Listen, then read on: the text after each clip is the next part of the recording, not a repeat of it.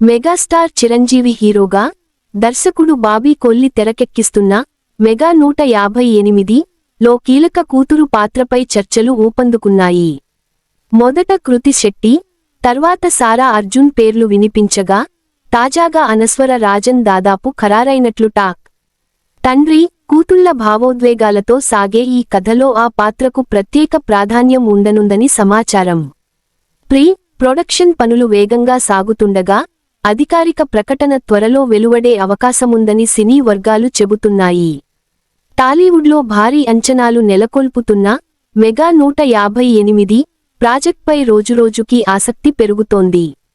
Waltair Veeraiah విజయానంతరం megastar Chiranjeevi హీరోగా బాబీ కొల్లి దర్శకత్వంలో మరోసారి తెరకెక్కనున్న ఈ కమర్షియల్ ఎంటర్టైనర్కు ప్రొడక్షన్ పనులు వేగంగా సాగుతున్నాయి. ఇందులో ప్రపంచ మాజీ సుందరి ఐశ్వర్యరాజ్ హీరోయిన్గా నటిస్తుందని వార్తలు రాగా, ఆ తర్వాత నేషనల్ అవార్డ్ విన్నర్ ప్రియమణి పేరు గట్టిగా వినిపించింది. కీలక పాత్రలో మలయాళ సూపర్ స్టార్ మోహన్ లాల్ కనిపించనున్నారని తెలుస్తోంది. యాక్షన్తో పాటు తండ్రి, కూతుళ్ల సెంటిమెంట్ చుట్టూ ఈ కథ నడుస్తుందన్న ప్రచారం ఉంది. చిరంజీవి కూతురి పాత్రకు ప్రత్యేక ప్రాధాన్యం ఉండటంతో ఆ పాత్రలో ఎవరు నటిస్తారన్న చర్చ సోషల్ మీడియాలో జోరుగా సాగుతోంది. మొదట కృతి శెట్టి పేరు వినిపించగా, తర్వాత బాలనటి నుంచి హీరోయిన్గా మారిన సారా అర్జున్ పేరు కూడా ప్రస్తావనకు వచ్చింది. అయితే తాజాగా ఈ కీలక పాత్ర కోసం మరో యువ నటి పేరు ఫైనల్ దశలో ఉందన్న వార్తలు వినిపిస్తున్నాయి. ఛాంపియన్ తో తెలుగులో ఎంట్రీ ఇచ్చిన మలయాళ బ్యూటీ అనస్వర రాజన్ ఈ పాత్రకు దాదాపు ఫిక్స్ అయినట్లు ఇండస్ట్రీ వర్గాల్లో టాక్ నడుస్తోంది.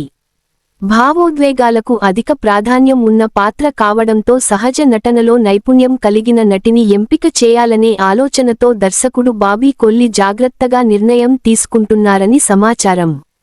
తండ్రి, కూతురు మధ్య బలమైన ఎమోషనల్ ట్రాక్ ఈ సినిమాకు హైలైట్ కానుందని, అందుకే ఈ పాత్ర ఎంపికలో స్పెషల్ కేర్ తీసుకుంటున్నట్లు తెలుస్తోంది.